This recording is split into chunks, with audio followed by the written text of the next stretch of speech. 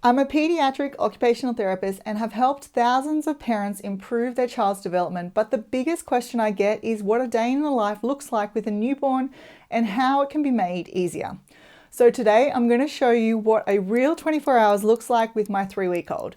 Every feed, every nap, and even those middle of the night moments. I'll also be sharing the strategies I use so that you can also make your days a lot smoother. So grab your coffee or second coffee, which is completely understandable, get comfortable, and let's dive into what 24 hours really looks like. Starting at 6:45 when her older siblings come bursting into our bedroom like tiny hurricanes and startle me awake. After my morning scare, I head downstairs to get them breakfast and dressed while our little one keeps sleeping. Right now, she's naturally waking up at around 8 a.m, which honestly works perfectly because it gives me time to sort out the big kids first. But I know this won't last forever. Newborn sleep patterns are constantly changing, and in fact, when she's around 6 weeks of age, I'll start waking her by 7:30 in the morning, even if she's still sleeping. Now, I know this sounds counterintuitive, but here's the thing. Establishing a consistent morning wake-up time is one of the most powerful ways to help in the maturation of her internal body clock. And when her body clock matures, everything else falls into place. Better naps, more predictable bedtimes, and the ultimate goal of longer stretches of sleep overnight. But for now, I'm letting her natural rhythm guide us while I tackle the morning chaos with everyone else. At 8 a.m. on the dot, I hear her stirring over the baby monitor and I head upstairs and bring her down and immediately unwrap her. And that's when she does those adorable, sleepy newborn stretches. They're just so cute. Now, since her last feed was at 3:30 a.m, she's absolutely starving. So I take her straight into the living room for her morning breastfeed while I keep an eye on the older kids who are still getting ready. About 10 minutes into the feed, she starts getting drowsy and her sucking slows right down. And instead of letting her drift off to sleep, I pause the feed and change her diaper and get her dressed for the day. Now, she absolutely hates having her clothes and her diaper changed, like most newborns. But as much as I hate seeing her upset, I know that she desperately needs a diaper change, but more importantly, I know that this will wake her right back up. And that means she'll actually take a proper full feed instead of just snacking and wanting to eat again in an hour. Before I touch that diaper though, I always make sure that I run a wet baby wipe across her belly and flap the front of her diaper a few times. Now I know this sounds a little weird, but I do it for a good reason. When babies are exposed to air, it often causes them to urinate. So by doing these two things, I'm ensuring that if she does wee, it's going to be contained in the diaper and not land on me. After the diaper change, it's time for part 2 of the feed. And 10 minutes later, she's finished and it's time for morning cuddles with her siblings, skipping burping completely. Again, this might sound a little odd, but I've found that burping or not burping my little one makes no difference in how settled she is. In fact, after burping, she's more likely to spit up and she already spits up a lot. So I stopped doing it. My little one's siblings are absolutely obsessed with these morning cuddles, but it's a bit overwhelming for a 3-week-old, so I keep them short and sweet. And yes, you'll notice that her brother still hasn't managed to get dressed. So while I wrangle him into clothes, I lay her down on the play gym for some playtime. This is something I've done from day one for 2 reasons. First, I wanted to make sure that she's comfortable lying on different surfaces like the floor, her mattress, and the change mat. Basically anywhere other than my body, because while I absolutely love our cuddles, the reality is I can't hold or baby wear her all day because of a chronic back injury and I've got 2 other little ones to chase around. But more importantly, as a pediatric OT, I know just how crucial this floor time play is for her development. Right now, her play looks like gazing around the room, perhaps locking eyes with a toy, turning her head towards sounds, and those gorgeous little arm waves and leg kicks. And it's these tiny movements that are developing her gross motor skills, fine motor skills, and visual abilities. Essentially, every wiggle and wave is literally laying the foundation for the skills required for her to roll over, sit up, crawl, and eventually walk. Now, although this floor time is really important, she doesn't exactly love it.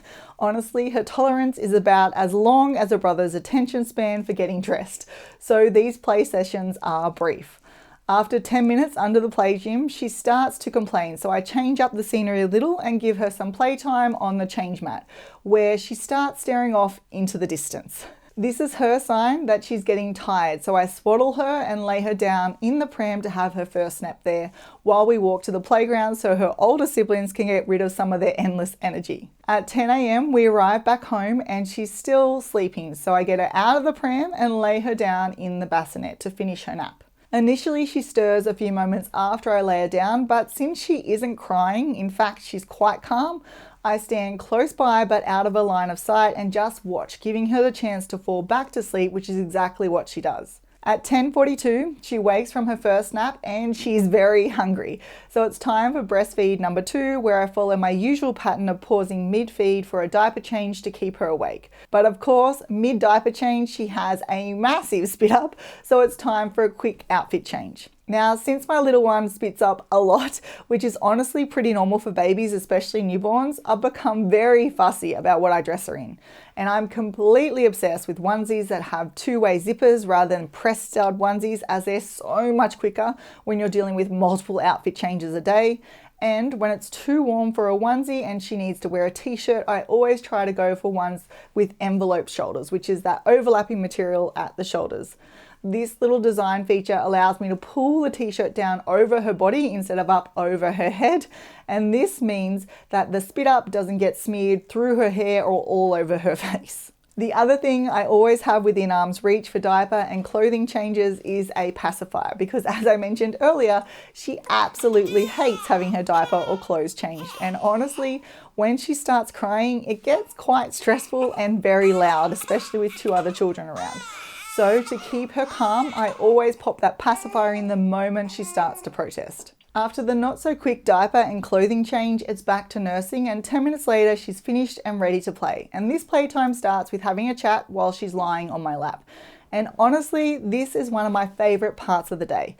I think it's because it's one of those rare moments where I feel truly present. I'm not rushing to get anyone dressed, I'm not chasing her siblings, and I'm not thinking about the next task on my list. It's just me and her having our little conversation. After our little conversation, it's back under the play gym for some more floor time. And after only 5 minutes of playtime, she starts showing me those unmistakable tired cues. So I swaddle her up and lay her down in the bassinet for nap number 2. But here's the thing, I never know how long she's going to nap for. And this is because her sleep is driven primarily by sleep pressure. So she'll simply stay asleep until she's no longer tired, gets hungry, or becomes uncomfortable from something like a dirty diaper. This could be anywhere from 20 minutes all the way up to a few hours. Really, it's anyone's guess. Now, if you're sitting there wondering, is this normal or how much should my newborn actually be sleeping, you should grab my free New Parents Guide to Naps, because in it I break down exactly how much sleep your baby needs in 24 hours, how many naps they typically have, and how long they can realistically stay awake between naps based on their age. And you can grab it by clicking the link in the description below. Now, although my little one's naps are unpredictable in how long she will stay asleep for, I do everything I can to promote longer stretches of sleep. And this means that when we are at home, she always naps in the bassinet in our bedroom. I keep the room dark and cool and have white noise playing to help mask the chaos from her noisy siblings. Now, I know some people worry that creating this perfect sleep environment means she'll never sleep anywhere else, but trust me, when babies are exhausted enough, they'll fall asleep anywhere, in bright restaurants, noisy playgrounds, and even when their brother is clapping, laughing, and talking right next to them. Now, something I do want to mention is the American Academy of Pediatrics and Red Nose Australia do recommend room sharing for daytime naps. But they're also very clear that what matters most is that your baby sleeps on a firm, flat surface like a cot, bassinet, or a playpen, rather than necessarily being in the same room as you. And that's why I'm comfortable letting her nap in the bassinet in our bedroom. I just make sure that I pop in regularly to check she's still on her back with her face clear. Now, this particular nap was a winner. She gave me a solid hour and a half, waking at 1 p.m. And of course, she's hungry again. So it's time for breastfeed number 3. I do my usual pausing mid-feed to change her diaper and wake her back up a bit before continuing. But during this feed, she actually falls back to sleep while nursing. Now, during the first 2 weeks, this was pretty much the norm. Most of the time, she'd wake for a feed and then drift straight back to sleep with hardly any playtime at all. But over the past few days, she started staying awake a bit longer after feeds, and we're managing to fit more playtime in. But this doesn't happen all the time. So when she fell asleep mid-feed, I simply swaddled her and put her straight back down in the bassinet to continue sleeping. After a 45-minute nap, she wakes up again, and this time she's had a blowout while sleeping. So before doing anything else, I quickly change her diaper and pop her into yet another outfit. But because I'm running low on clean clothes, my only option is a press stud onesie. So I'm really hoping she can manage to stay in this one until bath time tonight. Since I fed her at 1 and it's only 2:15, she isn't hungry yet, so I skip the feed and lay her straight down on the play gym for some playtime, and she actually surprises me, happily playing there for 15 minutes. Just enough time for me to get our wet washing and take it outside, where little miss and her siblings join me. Now, because hanging out the washing takes me a long time and she's just had a good stint on the floor, I pop her in the bouncer. The bouncer is brilliant for these moments where she's starting to get a bit grizzly after floor play, but I need some hands-free time to get things done. And today she happily sits there watching her sister hunt for 4-leaf clovers and her brother play with our dog. I do want to mention though that while bouncers give me some precious hands-free time, I'm careful not to overuse them because too much time in bouncers, swings or gliders can actually hinder gross motor development. So I always limit her time in it and make sure that she gets plenty of time on the floor, lying on her back, inside lying, and some tummy time as well. I also never let her sleep in the bouncer due to the risk of positional asphyxiation and suffocation. Now, after hanging out the clothes, she starts to show me her hunger cues. So I feed her, change her diaper to wake her back up, and then continue the feed. And just like before, she falls asleep while feeding, even with all the racket of my husband and the older kids playing nearby. So I lay her down for nap number 4. After another 45-minute nap, she wakes at 4 o'clock, and since she's only had a feed 45 minutes ago, she isn't hungry. So I skip the feed and we go straight to playtime, starting with some tummy time on my chest. Now, tummy time is another position she's not particularly keen on simply because it's quite hard work for her little muscles. But it's such an important activity for newborns as it helps to strengthen those crucial neck, shoulder and back muscles and reduces the risk of developing a flat spot on the back of their head as well as positional torticollis, which is basically a tight neck muscle. Because it is so important, I try to squeeze in tummy time multiple times a day, and now that she's starting to stay awake after feeds, it's getting easier to fit more sessions in. But today, we just haven't managed it until now. Now, since tummy time is challenging, I make it easier for her by doing chest-to-chest tummy time while I'm semi-upright on the couch. This way, she doesn't have to work quite as hard to lift that heavy little head, but she's still getting all the developmental benefits. After 2 minutes of tummy time, she is completely done, and honestly, that's pretty good for a 3-week-old. So it's time to have a little chat with her sister. By 5 p.m, those tired cues were back, so it's time for nap number 5. While she's sleeping, I cook dinner and actually get to eat it while it's still warm, which is pretty rare at this point.